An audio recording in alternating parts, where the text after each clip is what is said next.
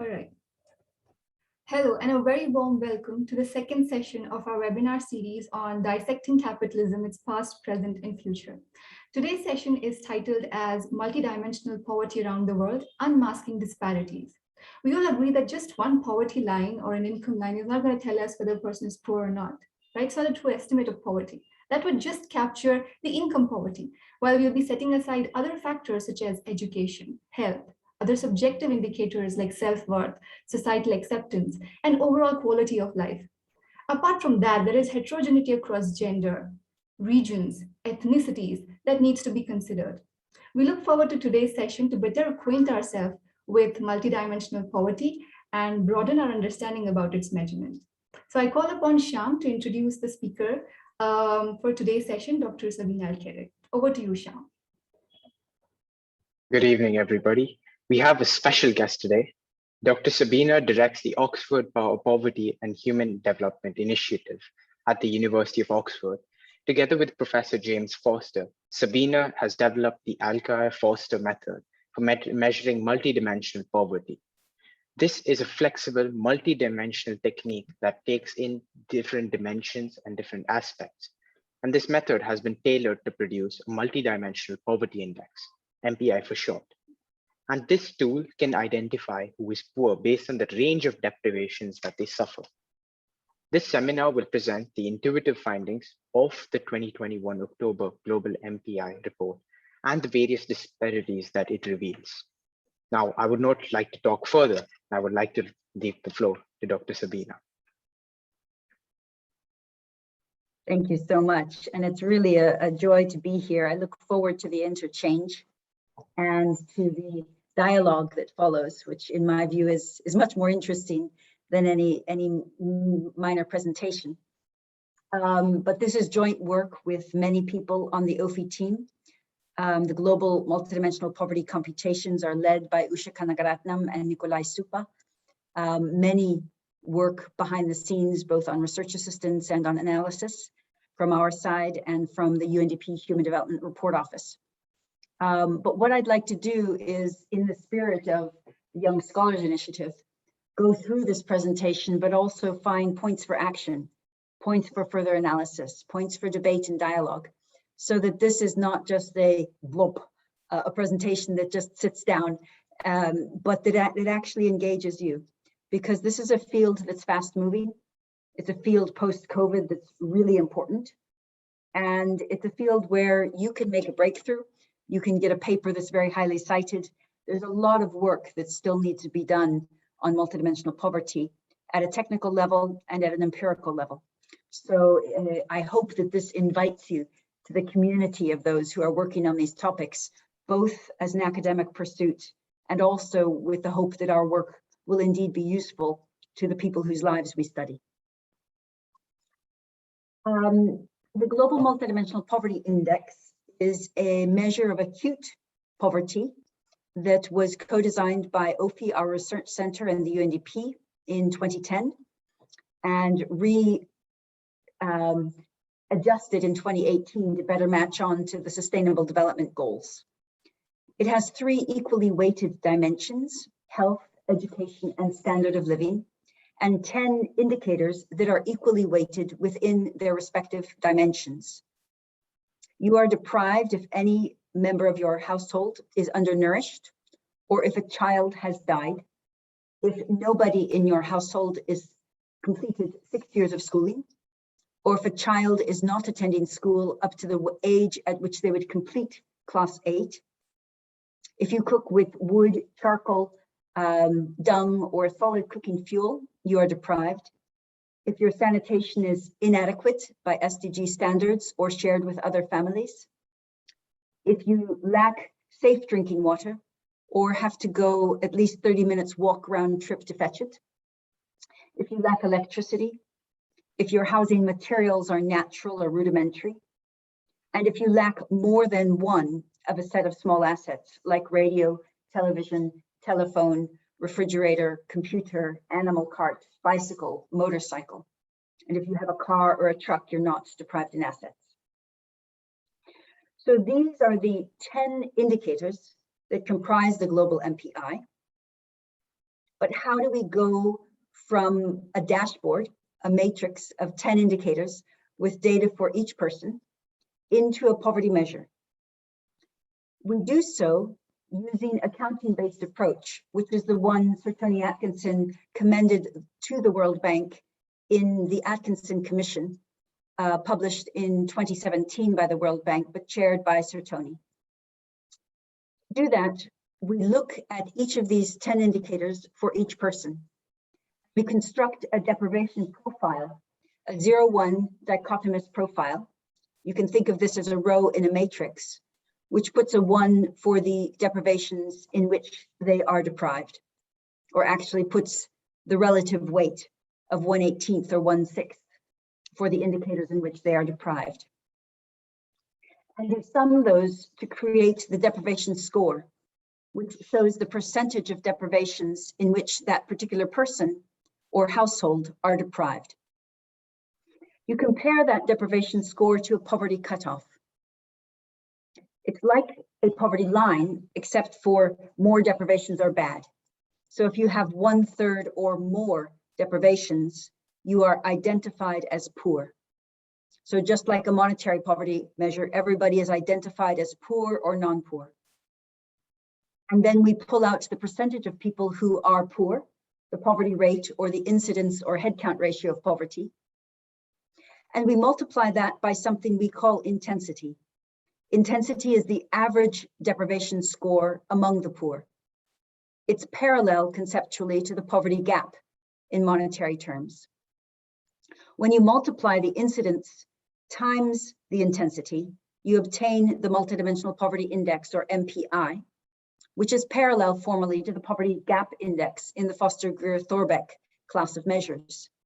It has a number of desirable axiomatic properties, including the ability to be disaggregated by population subgroups for which the data sets are representative. And also, it can be coherently broken down after identification to show the composition of poverty according to the deprivations that poor people experience. So you see in that picture on the right-hand side, the height of the bar is the MPI value, and the colored stripes show the weighted contribution of each indicator, where each deprivation of each poor person is considered and multiplied by its relative weight, and adding those up creates the MPI. So that's the methodology that with James Foster we created and has been widely used. It builds on the counting tradition, for example, by Jayaraj, by Subramanian in India, by the European approach and the unmet basic needs approach in Latin America. But it goes a little bit beyond it in terms of the formal properties and specification of those. Those who are not economists or quantitative people on this call, behind each number is a person. And so you could equivalently describe the MPI with reference to Nyawala, a woman who fled the conflict in South Sudan to northern Uganda, lives with her granddaughter in a refugee camp. And this is her profile. She's deprived in years of schooling. She's never studied. Her grandchild is out of school. They cook with firewood like everybody in their settlement. Their toilet, their latrine is shared with 8 other families. Their water is more than 30 minutes walk away. They have a dirt floor, and their only asset is a cell phone. But they do have one solar electricity outlet that they can use to charge their cell phone. So this gives their deprivation profile. If you add up the shaded boxes, it's 61%. So that is her deprivation score. If you compare it with a third, she's poor because 61 is bigger than 33. And so that's an example of how you go from an individual into an aggregate measure. So each year we update the Global Mpi for the surveys that are updated in the past year. And this year, 21 countries had updated data and 2 countries, Cuba and Tonga, were added. We cover now 109 countries and 5.9 billion people. The data are available at the national level, but also by rural and urban areas, disaggregated by age cohort, by gender of the household head, by ethnicity, race, and caste. And although the data come from 2009-10 to 2019-20, 84% of poor people live in countries where the survey data are 2015 or later. And in 22 countries, data are 2019 or later. But all data are pre-pandemic. For India, we use the NFHS4, sadly quite old now, 2015-16. So what's the headline? When we look across all countries, 1.3 billion people, 21.7% of the population, are multidimensionally poor. About half are children under the age of 18. Among the child population, 1 in 3 children is poor, whereas among the adult population, 1 in 6 adults are poor. So there really is an important component of child poverty to look into. If you look at where the 1.3 billion people wake up in the morning, half are in sub-Saharan Africa and half in South Asia. And if you look at their income levels, more than 2/3 live in middle income countries. But even among middle income countries at the national level, poverty ranges from 0 to 67%. And if you look subnationally, it goes from 0 to 90%. So middle income countries have a vast diversity and inequality in levels of acute poverty, like measured by the Global Mpi.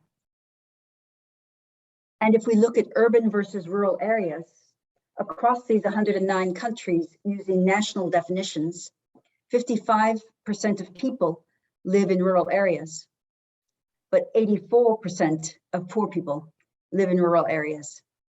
So despite urbanization, it remains that rural areas concentrate the highest shares of the poor. And this is true both across countries and often within countries. So when we say multidimensional, we mean multidimensional.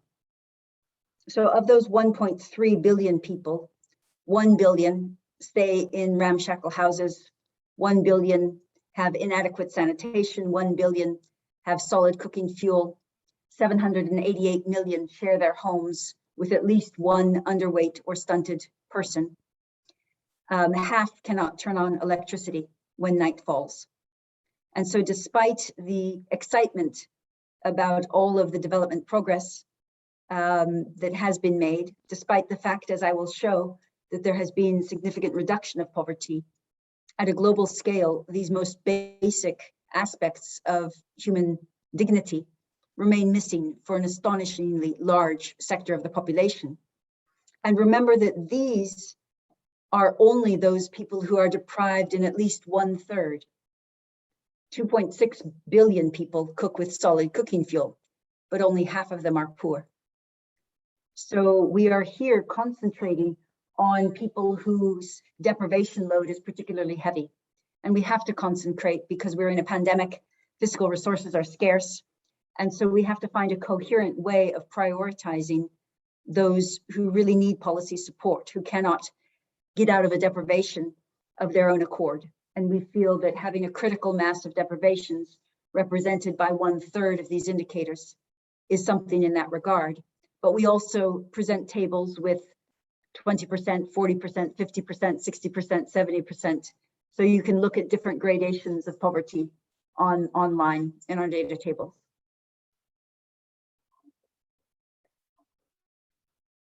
Now I want to show you a couple things in this presentation, because these are sort of interesting. One of them is about linking coherently individual microdata and household microdata. And the other will be about India and headcount ratio versus MPI and some need for analysis of determinants of change. But I want to focus first on gendered and intra-household analysis. This is a methodology I developed with Rizwan al-Haq, and it basically looks at the debate which says poverty is multidimensional, yes, but there's something wrong with looking at it at the household level. We can't disaggregate by gender. for example. We do, but it's half-half because it's only reflecting demography. We can't see which age of child is undernourished. We can't see if all children are undernourished in the same household or if there's a boy or girl preference. And so, yet if we do only an individual deprivation measure, how do you compare a baby to somebody who's 64? How do you compare male and female reproductive health variables? How do you think about different ownership of assets if they are not in the data sets that we have? So neither avenue alone is perfect. So what we try to do in this paper is find a consistent way of linking individual microdata with household poverty data. So I'll just show 3 slides, but this is an active area of work. We'll be coming out with a number of additional papers this year, taking these results to scale and going in much greater depth. First of all, I mentioned that you are deprived if nobody in your household has completed 6 years of schooling. Now, underlying that, we actually know who in your household has and has not completed 6 years of schooling. It's in the registry data. It's in we have it for each household member. So we wanted to see, well, how many households do not have an educated woman? Because we've all focused on girls' education. We all know that it's a very good predictor both of nutritional outcomes, of intergenerational progress, of employability in the labor market for the female workforce, etc. But we found that of those 1.3 billion people, 2/3 of them, 836, do not have any girl or any woman who has completed 6 years of schooling in their household. And all of those 836 million people have a girl or a woman in their household who could have completed 6 years of schooling, but didn't. It's a sobering feature. For those who are interested, there's 16 million people who live in households without a girl or a woman. So we set those to one side. It ranges. So in the Arab states, 70% of poor people lack an educated girl or woman. But the next is in South Asia with 68%, so more than 2/3, followed by Sub-Saharan Africa. So that's a little bit of a disappointment. So let's look a little bit further. At a global level, we find that actually half of the poor, 50%, live in a household in which no woman and no man has completed 6 years of schooling. That's really quite a lot, and that is really showcasing the difficulty of the MPI. Now, 13 million of those are in households without an eligible woman, but the rest have an eligible woman and an eligible man who have not completed the schooling. But we also found out that 1/6 of the poor people, 215 million, do have a man or a boy who has completed 6 years of schooling, but there's no girl or woman. So there's a daily disparity, there's a daily burden and visible intra-household inequality between the genders in terms of educational outcomes. So that's something we wanted to draw attention to, and we'll be doing more in-depth work on males who are uneducated in households where females are and how this is changing over time. We also, of course, look at female-headed households and male-headed households, but that's quite an imperfect indicator. Although we should say that in 14 countries, including India, female-headed households do tend to be poorer than male-headed households, but the numbers are quite small. So this is a couple other features of this work that right now we only have for South Asia, and the data from Bangladesh and Nepal are old. So we haven't updated it because we're going to update every country this year. But just to give you some other ideas of what can come when we do this micro-macro match. So we looked at the percentage of children who are poor and are out of school. So they're out of school before they are at the age at which they should have completed class 8. And we found that 89% of out-of-school children across South Asia are poor. But we find that, for example, in Afghanistan, 44% of school-aged girls are not attending school, whereas it's 25% of boys. And the difference is significant at the 95% confidence interval. We also found out that in India, in Nepal,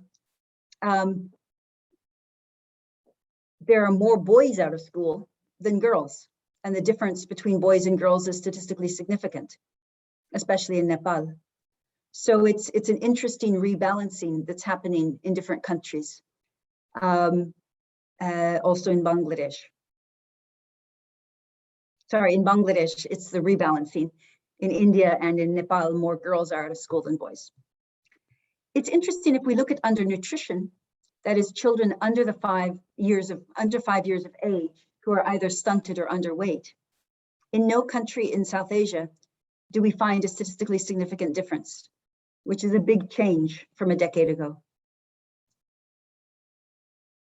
Another interesting factor is intra-household inequality among children.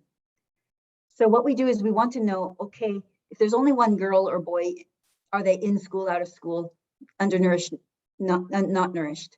But if there's more than one children, are they all out of school? Are they all undernourished? Or all in school or all well nourished? Or is there inequality? So some children in a household are deprived and others are not. And it's really interesting because in South Asia, 1 in 9 school-aged children, 11%, live in a household where one child is attending school and one child is not. And it's highest, of course, in Pakistan and Afghanistan. And 1 in 7 children under the age of 5 in South Asia live in a household where one child is undernourished and another is not, but they're both under 5. So we need to understand that because policies vary. If everybody is undernourished, then that might be one policy, but if some are and some aren't, why is that? So we need to know more about gender, age, the periodicity, and understand these results. But all of these are poor. And so we can also look at these patterns among non-poor children. And that's an interesting case study. And for each of these children, we know not only whether they are undernourished, but we know the other 9 indicators in their household MPI. So we can look at the clustered deprivations that go with intra-household inequalities or other features. Okay, moving on to, again, going back to some global findings, though I believe that the gendered and intra-household analysis is something that should be very rich and hopefully useful going forward.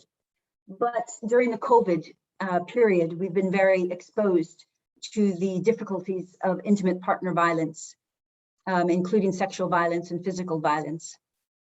And we don't necessarily have that data from the same year as the MPI, but we did the closest approximation that we could. And so if you read this, the height of the country is the headcount ratio of MPI. And on the horizontal axis, we have the percentage of people in male-headed households who are reporting intimate partner violence. So we see that India, the big ball in the middle, the size of the ball is the number of poor, has slightly less than the average, but that some of the poorest countries, Niger at the top, does not have the highest level of intimate partner violence, but that there is an association. And so some of the poorer places do tend to have more sexual and physical violence within the household. And these are male-headed households that have a male and a female. So this is clearly problematic, and these would be priority areas as many countries remain in lockdown or are looking to go back to lockdown as the pandemic takes different courses across time. To review some other findings, we look at countries that have implemented monetary poverty surveys within 3 years of the MPI surveys. And the balls, the dots on this graph are the percentage of people who are monetary poor, and the height of the bars is the percentage of people who are MPI poor. And what you can see is that on the left-hand side, the low poverty countries are broadly in agreement. But elsewhere, there's quite a lot of mismatch, because some high poverty countries by MPI have dots way down in the bottom, and vice versa. And so we basically say these are sister measures, but you need both of them, like you need both of your eyes to see poverty in all its dimensions. And this is true, incidentally, if we don't just look at $1.90 a day, but if we look at a national poverty measure and a national MPI, often they do not have the same patterns across subnational regions, but it's very interesting to understand what's different. One of the features of the MPI is that it can be disaggregated by any variable for which the data set are representative. And that includes disability, that includes ethnicity, that includes religion, that includes size of the household, or many other variables. So this year with UNDP, we chose 41 countries home to 2.4 billion people and disaggregated them by ethnicity, race, or in the case of India, by caste. And they are home to about half of the poor people, just over that, 690 of the 1.3 billion poor people. And we found that even across only 41 countries and only 291 groups, whereas we have over 1,200 subnational regions, the disparity across these ethnic groups was higher among 291 than across 1,200 subnational regions. So ethnic disparity is really quite pointed in many places across the world, but not all. So in Cuba or Kazakhstan or Trinidad and Tobago, there was very, very low inequality. So really there was quite a lot of bringing the whole population forward. But in Gabon and Nigeria, the difference between the incidence of one ethnic group and the other was more than 70 percentage points. So because of the prominence of different kinds of ethnic disputes in the media, we thought it was just important to put some objective evidence behind this. But here are two examples that do not relate to India. One is in Vietnam. 14% of the population belong to minorities, ethnic minorities, but 47% of the poor are drawn from ethnic minorities. So they are clearly among the poorest groups. And in Latin America, across many countries, it's the indigenous who are left behind. So to give one example, in Bolivia, 44% of the population are indigenous, but 3/4 of the poor, 75%. But it's also interesting that if you look among the indigenous groups in Bolivia, the Aymara have 1/2 the headcount ratio of the Quechua. So 20% of people from the Quechua group are poor and 10% from the Aymara. So we need to understand both, the national distribution, but also how different ethnic groups are managing to navigate and reduce their poverty profiles. But another interesting feature is, of course, how do you fight poverty among ethnic groups? So in Gambia, there's two groups, the Wolof and the Sarahul, and both of them have more or less the same level of MPI. So should the same policies be implemented to reduce poverty among the Wolof and the Sarahul? Well, remember that the MPI can be consistently broken down by indicator. So this shows something that we call the censored headcount ratios, which are deprivations of the poor as a proportion of the population. So when we see that nutrition is 46.8%, then we know that 46.8% of the population of the Sarahul are poor and they are deprived in nutrition. So what you see from the blue bars, which is the Sarahul, is that they have higher deprivations in nutrition, in child mortality, in school attendance, and cooking fuel. But if you look at the Wolof, they have higher deprivations in 5 of the 6 living standard indicators and in years of schooling. So the MPI not only says who is poorest, the Quechua are poorer than the Aymara, but it says how they are poor. So this is one reason it is of interest, is that this axiom of dimensional breakdown can be applied, and so policy actors can know where to invest budget or programming activity or schemes in order cost effectively to reduce poverty for 2 groups that are similar in terms of the levels of poverty. And this is another graphic to show it.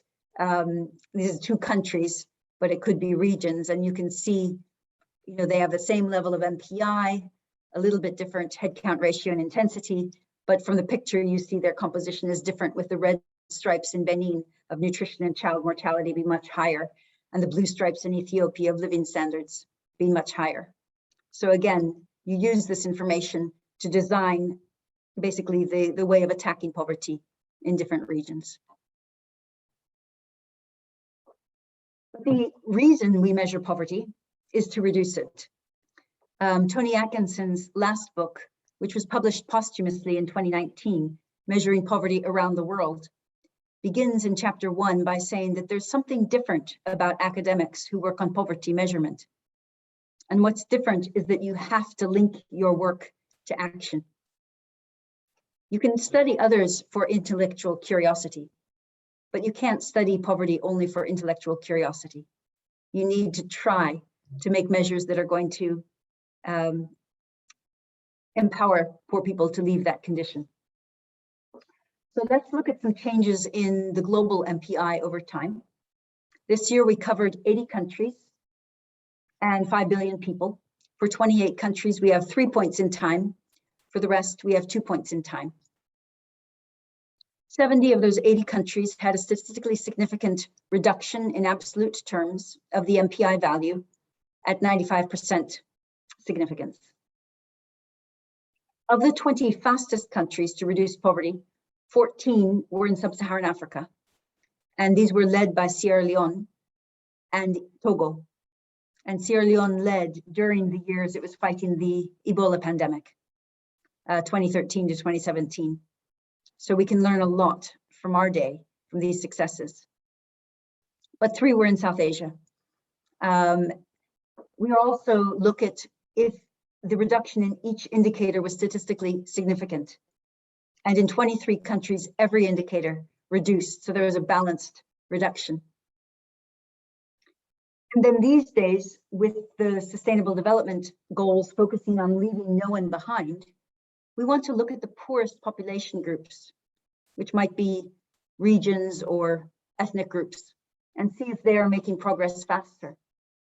But North Central in Liberia, Province 2 in Nepal, Sylhet in Bangladesh, Tambacounda in Senegal, these were all the poorest regions, and they made progress the fastest. And so there was a catch-up. They were not being left behind. So for each country, we do a briefing about that feature. Also sad things. In 24 countries, in at least one period, children had no reduction of MPI. And in 14 countries, children reduced more slowly than adults. So in 38 of the 80 countries, children were not going forward, they were being left behind. So that's really quite troubling, especially because remember, half of the 1.3 billion people are children. So there's a need really for investment in that areas.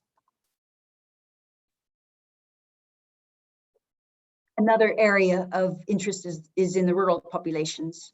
And what I said before was that 55% of people live in rural areas, but 84% of the poor. And what that means in numbers is that 1/3 of people in rural areas across 109 countries and 5.9 billion people are poor. So 1 billion of the 3.2 billion people in rural areas are poor. And in urban areas, it's 8%. So 209 million people live in urban areas. Now, we need better indicators of urban areas. We need better sampling of the homeless and of the slums.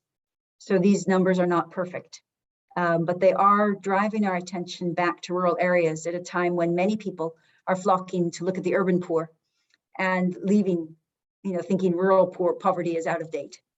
But by our numbers, very sadly, it's not.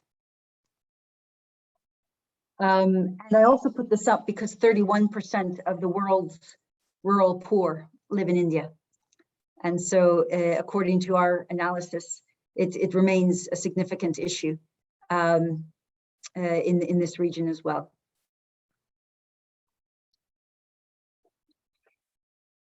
The fastest reduction in urban poverty was not in South Asia, because I think South Asia is focused a lot on the urban and on trying to make progresses, but it was Latin America and Africa, as well as Timor-Leste and Laos PDR, who had the fastest reduction. Before I get into India's reduction, which I will turn to in the last 7 minutes, I wanted to say that these data are pre-pandemic. So we overlaid them with microdata for 45 countries that was post-pandemic high-frequency survey. We used 1 to 10 waves of survey data, and we tried to understand how the post-pandemic tendencies and the pre-pandemic levels of MPI overlapped. And it's very difficult and messy to do that. So I can really only inadequately summarize, but the results seem to be discouraging in that emergency social protection during the pandemic was less prevalent in the countries that had been poorest before the pandemic. And similarly, informal workers and unemployment of informal workers was high in the poorest countries. And children who stopped attending school and didn't go back, including in India, with school closures being over 500 days, was much larger. So these are worrying, but of course we need to wait for post-pandemic data. 6 countries have already updated their national MPI with post-pandemic data, but in many countries, this is still some time to come. So I'd like to just take a couple minutes to showcase the last technical point that I thought would be of interest, which was some things to look out for that were surprises in India about trends over time. And this is between the NFHS 3 and NFHS 4. So we can only go down to the state level. Whereas when we have NFHS 5, we can go down to the district level. We disaggregate NFHS 4 to district level, but we cannot do trends. This is from a paper published in World Development with Christian Oldegas and Usha Kanagaratnam.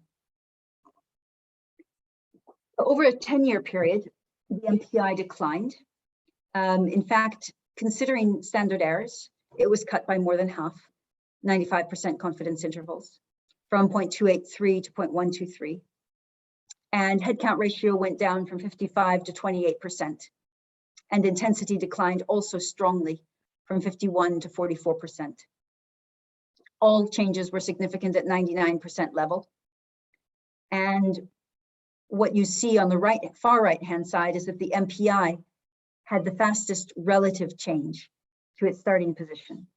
So I'm going to unpack that a little bit for you. But first, let me put that in perspective. So you probably know that if you put that into numbers, the reduction from 55% to 28% is 270 million people. And if we think of everybody talking about China reducing income poverty and it being responsible for the success of the Millennium Development Goals, there are different figures for poverty in China, some by the World Bank, some by the government of China, and there are different time periods that they reported changes.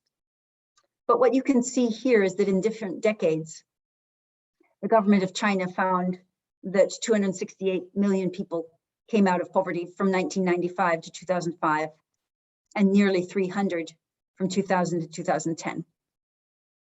And Chen and Ravalian at the World Bank found that in a 12-year period, 267 million came out of poverty. So that's giving a bit of perspective to the figure in India, that it's something that's important not only within the country, but it's important for many other academics to really understand, because it's creating a global shift. And if we we implemented 21 definitions of the Global Mpi on India, just to make sure that our findings were robust. And in all but one, 270 million people or more left poverty. In fact, if we used our 2010 definition of poverty, it was 286 million. The one where fewer poor people left was if we ignored adult malnutrition and only focused on children. And so we can look at the change in the censored headcount ratio to see how it happened by indicator, but not why it happened. And this shows the percentage of the population. So if you look at the first bar, it's over 0.2, over 20% of the population earlier had been deprived in undernutrition and poor, and were not after a decade. So that's giving a bit of the profile of how poverty went down.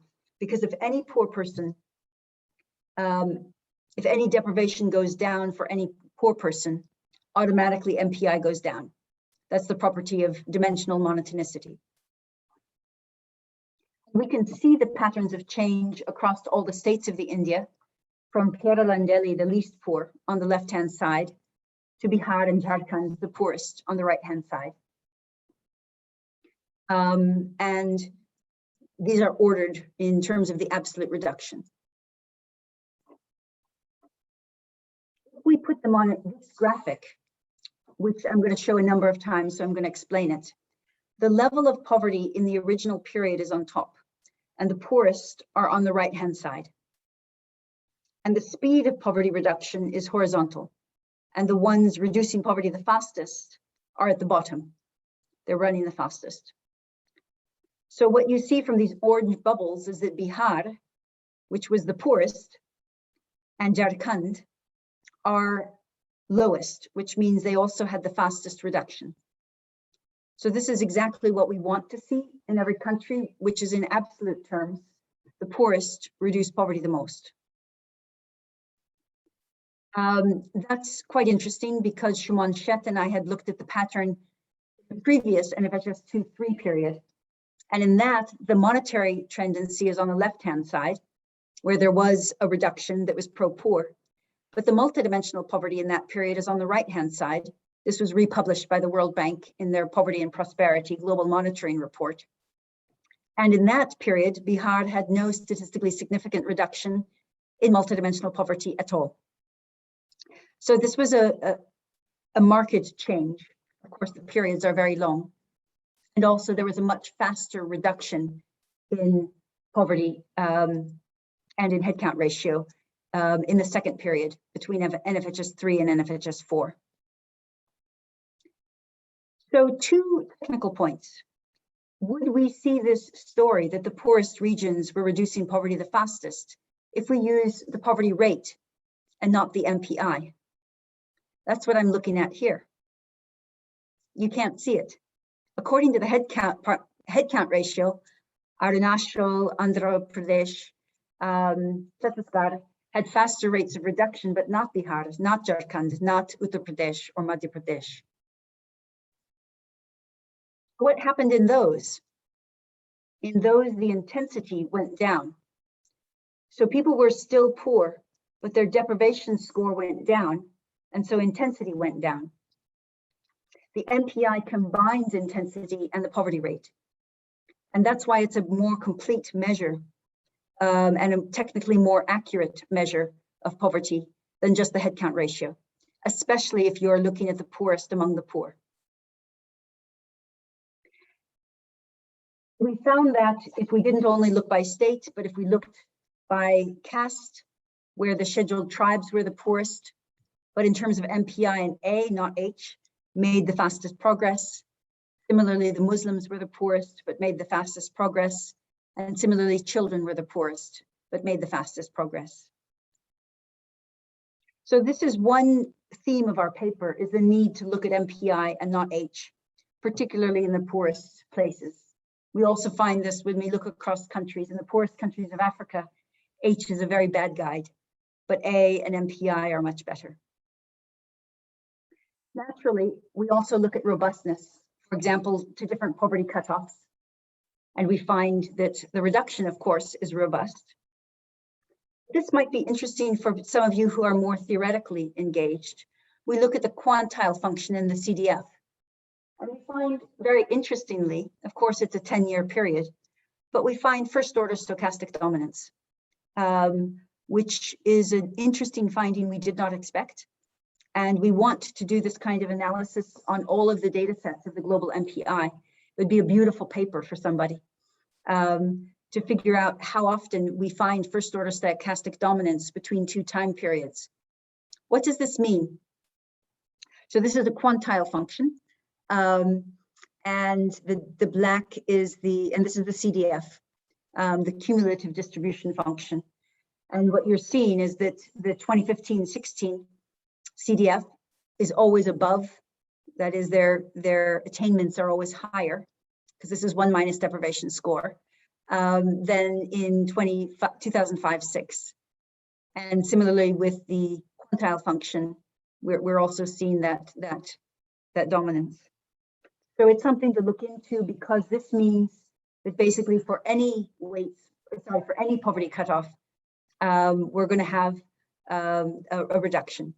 And we also can look across urban-rural areas. We can look across different areas and find what sub-national groups also have this dominance. So it makes the findings quite robust, but to how the deprivation scores were created.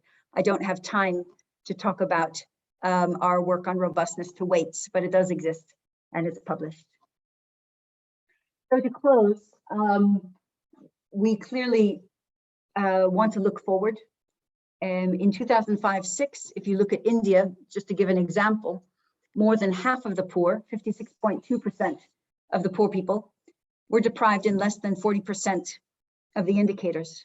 So if they were reduced by 1 or 2 deprivations only, like if they got good sanitation or improved on nutrition, then they would leave poverty. So that's a positive finding. But of course, it was pre-pandemic.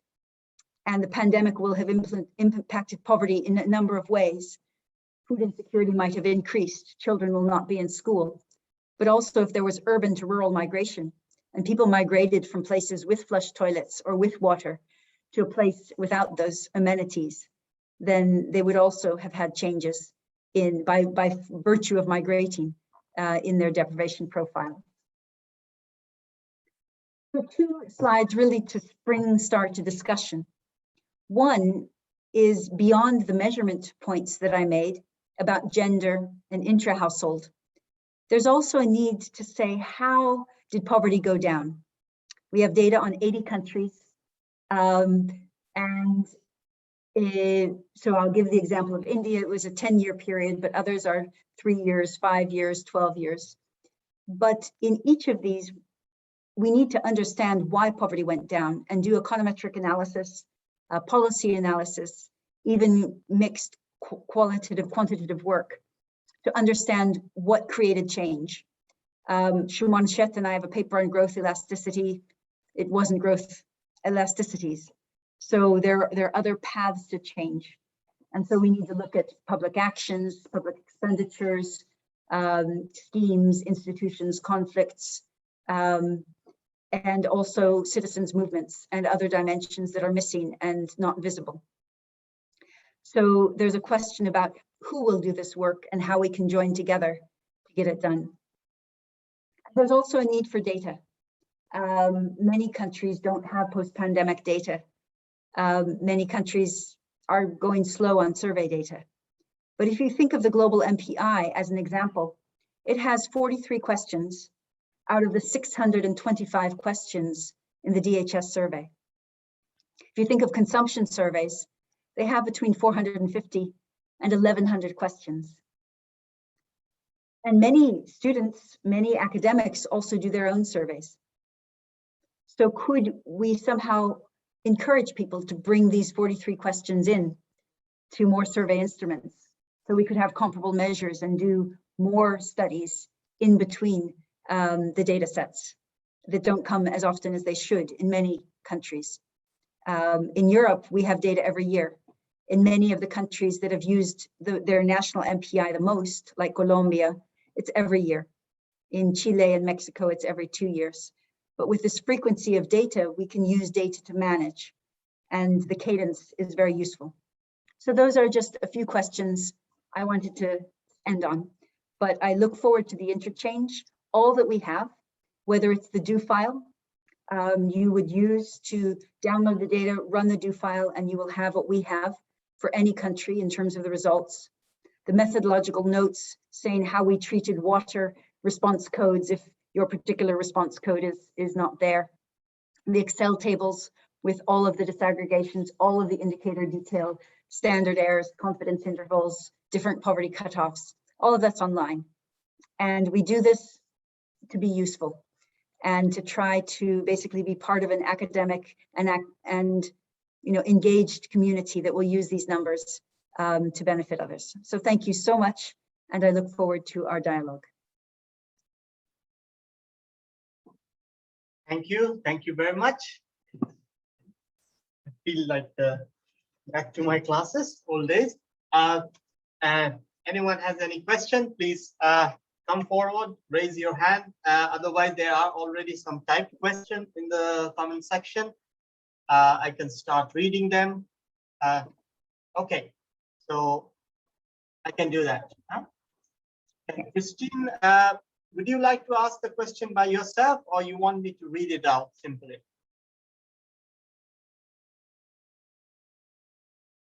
Okay, so the question is very simple. I mean, okay, there's a message. Okay, I'm reading it out. The question is, have you considered mental health in your index? No, that's a very good question, particularly in the time of the pandemic. So far, the Global Mpi cannot consider mental health because it is not in our questionnaires. Many governments have national multidimensional poverty measures that are official statistics. A few have some mental health. Bhutan's Gross National Happiness Survey has the GHQ, General Health Questionnaire, the 12-item scale, which is used in combination to create a measure of mental health based on anxiety, stress, depression, sleep, etc. So we know how to measure it, but de facto, we cannot in the Global Mpi, and only some countries included in the poverty measure. But I think post-pandemic, we will see a surge in measures of well-being, and these will include mental health, they'll include relationships, whether it's relationships of meaning, of love and support, belonging and trust, or of loneliness, or of violence. So I think we will see a proliferation of data and analyses of these variables, but right now we cannot include them. I'm using my discretion. So in some way, this pandemic has changed the way we look at the life and quality of life in our society, right?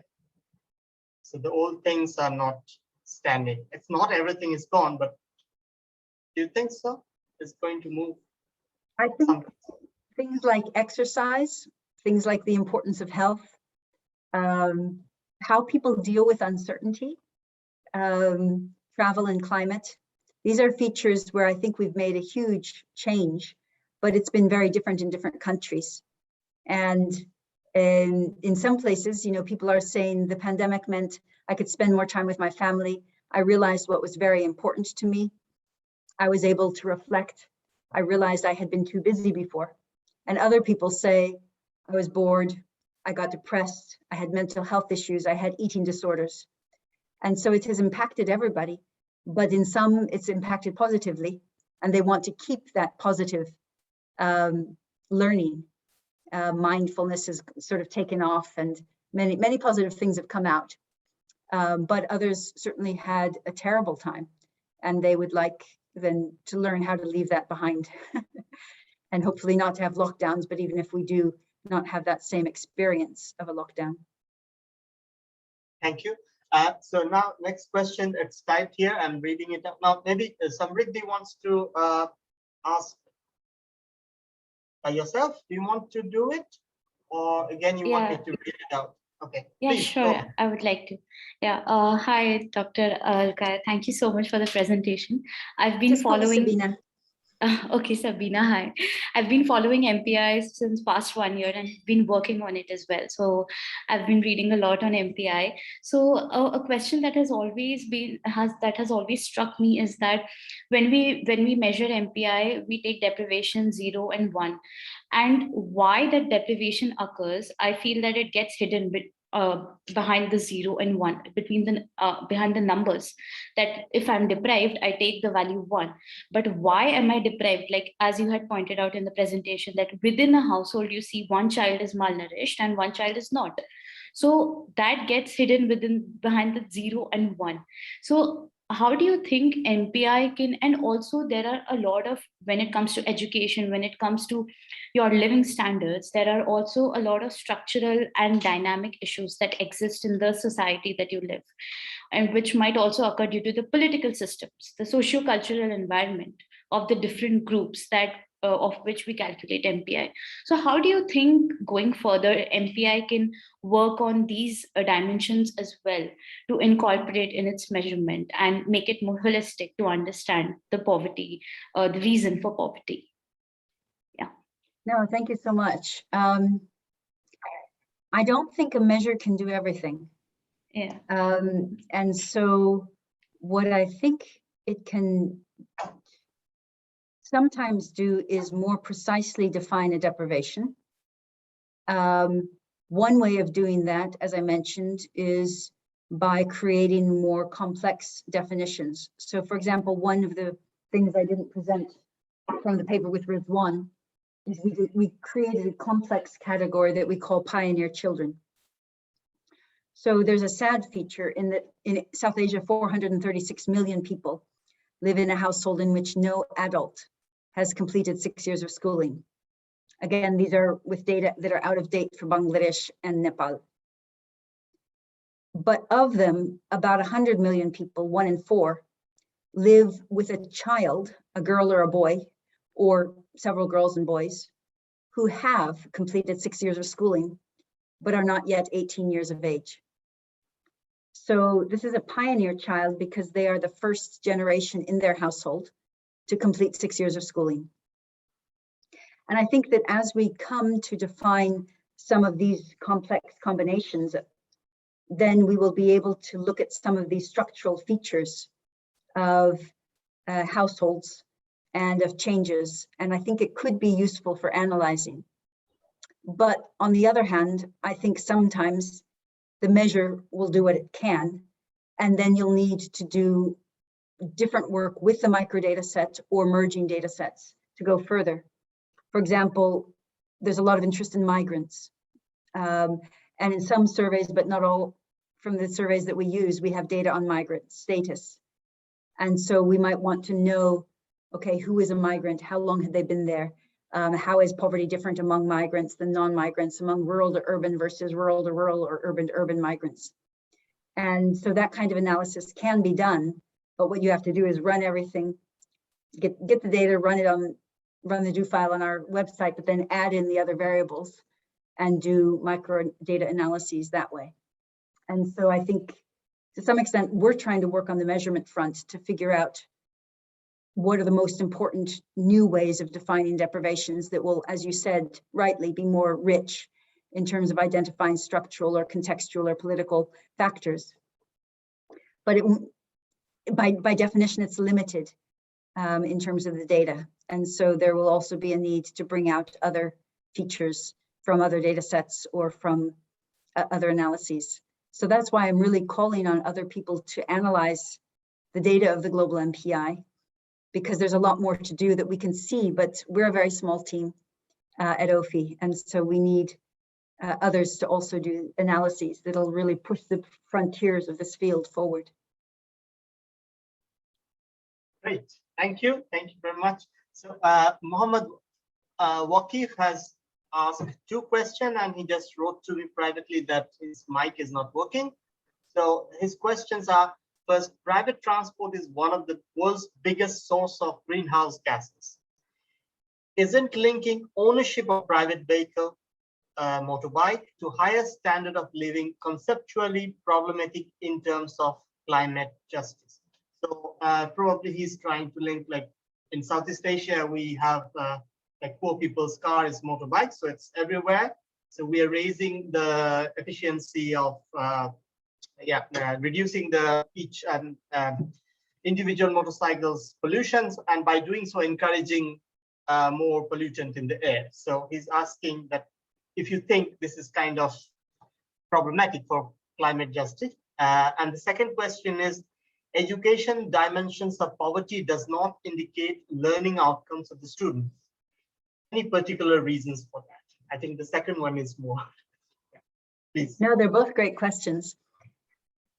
And so the inclusion of a car or a truck was debated a lot, because everybody on the planet cannot and should not own a car or a truck. In motorcycles, it's more difficult because in Southeast Asia, Vietnam, Indonesia, whatever, it's so prevalent, but also the cost is so low. It's an indicator of assets, but it's not an indicator of climactic in a way that clean energy is, or solar energy.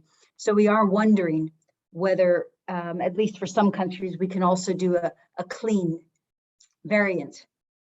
So when we get data on who has an electric car or who has a clean vehicle, then we will be able to look at clean energy, clean vehicles, solar lighting, wind, water power instead of fossil fuel power, and try to do that. But we're data constrained at the moment. But it is something in the European Material Deprivation Index. Originally, they had ownership of a car as a variable. And then when they revised the indicator in the most recent period, they had these conversations because the Cronbach's alpha was good and whatever. So it fit econometrically and statistically, but it was kicked out normatively. And I agree with that. But in ours, there are very few people who are actually affected. So we did it with and without. And I think we've documented in my paper with Frank Vollmer the difference it makes. And it doesn't make a lot of difference because very few people have a car and a truck that we wouldn't already have coded as non-poor. But we thought conceptually we should at least put them in. In terms of learning outcomes, the new phase of mixed multiple indicator cluster survey data have learning outcomes, but they are only for certain children, and it's for a subsample of children. And so if you think of the Global Mpi, we need data for every household. And where we have data for a subsample of nutrition, we basically drop everybody that we don't have data for. And so we limit the size of the sample. But sometimes the learning outcome and the nutritional subsamples are such that either you have nutrition or learning outcome. So if we drop them, then we can't use the survey. So we cannot use the learning outcome data as it is collected and mixed, which is a disappointment. But it's a data constraint that we have. So that's what we can do with the data that we have. We know, like from the World Bank report a couple of years ago, but from many things, including the probe study in India, that even 5-6 years of education doesn't guarantee literacy for the child. So that years of schooling is a bad indicator of education. But we don't have a better indicator right now. So that's what we can do, which is frustrating, but it's the way that it is. I was just thinking, Sabina, like, because I've surveyed with ASAR, the Pratham Foundation they do. So is there any way to combine with your data? No, it's not. The ideal way to do it would be difficult because you need the CID or the Aadhaar number or whatever. And then there are problems of ethics of how you do that. But if you, in countries that have an appropriately ethically protected way to merge data using the ID number, in Europe, they do merge administrative data by the individual ID number. And then you can, in a sense, recover a larger data environment. But it's also quite messy. It's not perfect. So you end up doing quite a bit of fuzzy matching. And then there are concerns about, the privacy of doing that if they're not the proper controls. So I'm not aware that it's available for the countries that we work on. If it were available for a subset, it would be interesting to do with the OSR data, because of course they do have it. So I think that sometimes the best way to push the boundaries of the field, just if somebody's interested in working on it, would be to take a district. You have MPI at the district level, to take the OSR data for the district, to try to do the closest match of an MPI, maybe not with nutrition data if you can't get it, sadly, maybe, but some match. And then the with and without. If you use this, then this is the result you get. But if you use the actual learning outcomes, this is how much it changes.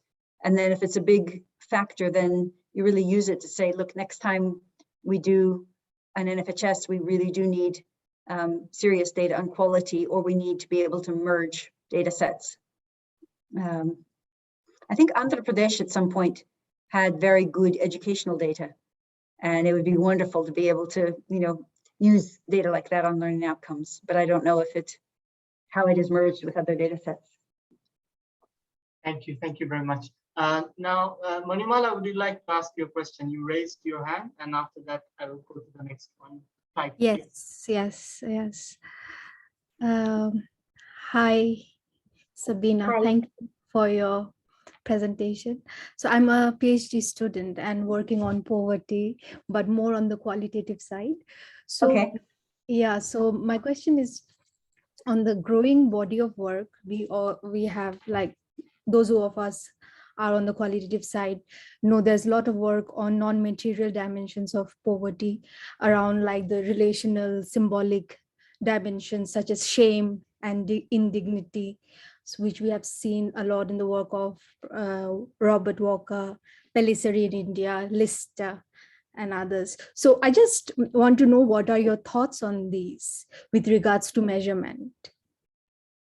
I think it's very important because shame, humiliation, social isolation are experienced in the brain the same way as physical pain. Yeah. So it affects behavior, it affects confidence.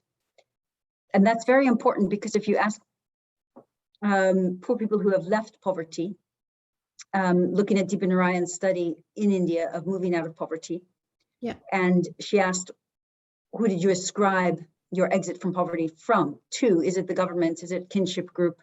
Is it an NGO or faith-based group? But 77% said it was me. It was my own initiative. And if you think that pain in the brain, or that a lack of social connectedness, or that humiliation is a discouragement for people's own initiative, then a discouragement to empowerment, then it's a really important feature, because it can basically halt the exit from poverty, because there is a lot of own initiative that's required. The Samuel Center for Social Connectedness, SCSC, Samuel Center for Social Connectedness, is a good place that's convening people who are thinking about this. The founder is actually teaching my class next week. Wow. And so I would recommend looking at that. Another very interesting question for those of you who do qualitative data is that if you look at the Indian Human Development Survey, or another, you often find people who are consumption poor, according to the consumption aggregate, but not MPI poor by a multidimensional index, and vice versa. And my request is for people to, with a particular ethical permissions, to be able to return and knock on the door of somebody who's monetary poor but not MPI poor, or MPI poor but not monetary poor, and get to know them. Was it that the survey was seasonal, so their consumption was right after a wedding when they'd spent a lot, so they looked rich but they actually weren't? Or was it during the lean season, and so they looked poor but in other periods of the year they were not? Or maybe didn't they fill out the survey so accurately? Or was it that some people are very good at spending limited amounts of money? Or what's responsible for this mismatch that happens in every country where we have the data to study it across Latin America, Africa, and South Asia? But we need qualitative work to basically say, who are these people who are monetary poor but not MPI poor, and vice versa? And what can we learn from them about how to support them in their journeys? Thank you. Thank you so much. Thank you very much once more. Arun, would you like to ask your question? I didn't see your message here, so if you want to go ahead. Thank you. Thanks, Professor Sabina. Hi. You mentioned about Indian Human Development Survey. I'm happy to inform that, like, I am in the team that we are collecting the 3rd Indian Human Development Survey, and we are hopefully about to start in the next year, beginning of next year. So, and also the NFHS 5 new data is out. So we have new avenues in India to do the MPI in India. Why the microdata out? The fact sheet is out. The microdata is expected to be out in few months from now. Yeah. Wonderful, wonderful. Okay, so I always have been following your works and really admire it, and I completely appreciate the importance of MPI from an international perspective. So my questions are more about the subgroup analysis that you have done in your presentation today and in the report. So how do you deal with the missing data? So for example, you do this analysis based on caste in India. And then you have this paper that analyzes the difference between NFHS 2 and 3, and then 3 and 4 in a later paper. So what happens in some places in, say, Bihar, if I'm a scheduled tribe in Bihar, I may not have a facility for sanitation during NFHS 2, and I continue that in NFHS 3. But between NFHS 3 and NFHS 4, I may have a provision for sanitation, but the sanitation provision is poor. Okay, so what happens is, in your calculations, that person becomes somebody who is poor. So in between 3 and 4, he is better off because he now has some kind of sanitation facility, but it's a poor facility. Whereas earlier, he did not even have a facility. So my question was, how do you deal with the missing data part, A? And the second aspect is, again, I appreciate the broadness of the MPI from a national perspective, but when you do it a gendered perspective, I completely get the story with the nutrition and education part, but the gender story is really lying in the standard of living part, isn't it? So because the asset allocation within a family is gendered, and that's where the gender story is also coming from. So I have two questions which are broadly dealing with the subgroup analysis of the MPA, and I also work with the aging, so I would also like to see further subgroup analysis in terms of aged population in India, etc., and that would be wonderful to see. And thanks again for the wonderful presentation. No, thank you so much. So in terms of the question about sanitation, so we do a measure of destitution, where you're deprived if there's open defecation. And then the global MPI, in terms of sanitation, you're deprived if you don't have adequate, which means a protected pit latrine, a compost toilet, a flush to the sewage, but not flush to don't know where. So basically, we have certain response categories taken from the Sustainable Development Goals that we consider adequate sanitation. So we do have a step function, but the global MPI would not distinguish. But then if you look at the destitution measure, it will distinguish. And anybody who's poor by the destitution measure is MPI poor, but you can see who is poor by these severe undernutrition or the more difficult lacks service deficits. But none of those have to do with missing. What we do is very strict. If anybody is missing data on any indicator, we drop them.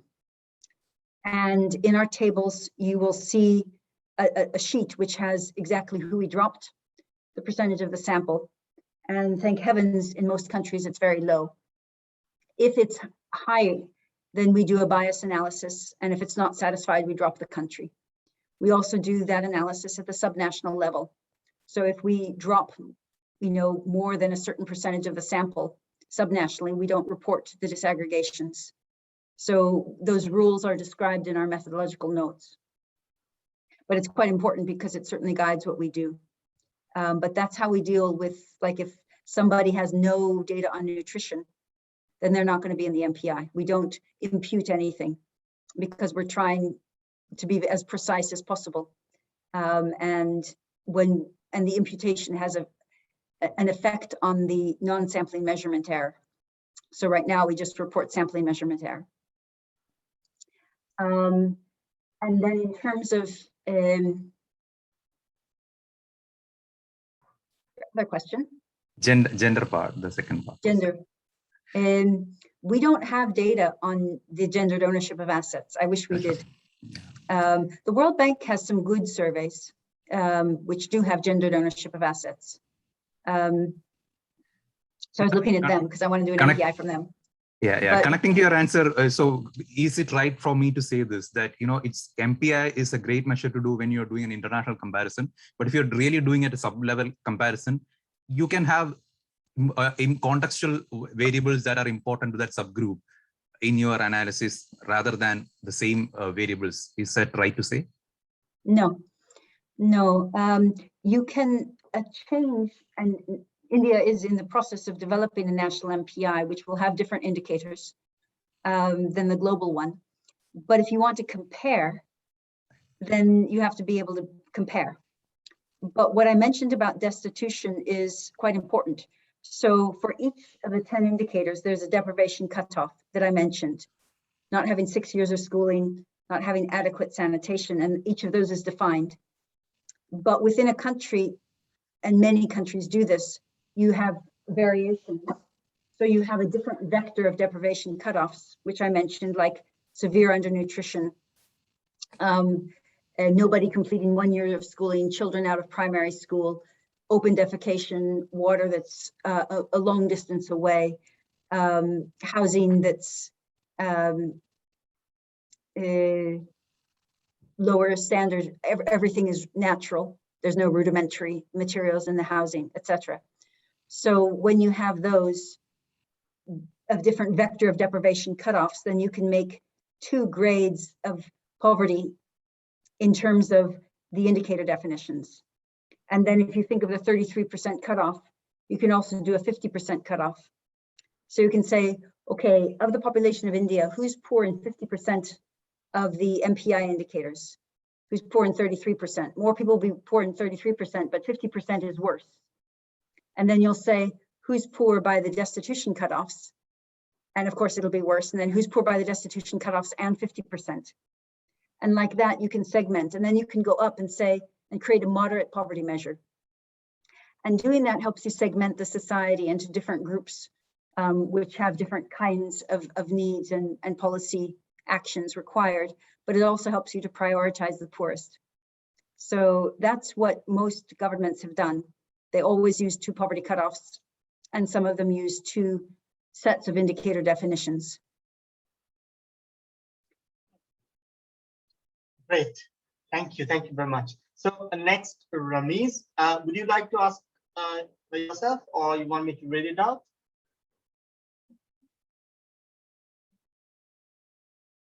Okay, so I can read it out. Can we disaggregate whether, owing to cash or kind transfer or employment generation program, India has drastically reduced MPI? I mean, what policy intervention actually helping India to, is there a way to think about it? So the problem in India is data, and you guys will know much better than I do. But you can look at who, in some data sets, you can look at who received transfers, but maybe not how much, how frequently, for how long. And of course, it wouldn't be up to date. And so using just the data in the survey is not going to be sufficient. So I think what ideally would happen is that at a state level, you would get together the data on the NREGA program, on the on whatever the education programs, the PDS, Anganwadi, the different institutions that address different deprivations in India. And you'd either look at how they delivered, what information you have about the extent of delivery in different places, ideally at the district level, if you couldn't at the treasury level, if you couldn't at the state level. And then sometimes programs rolled out. And so there have been a number of papers on NREGA, for example, getting a quasi-experimental status because of the incremental rollout across states.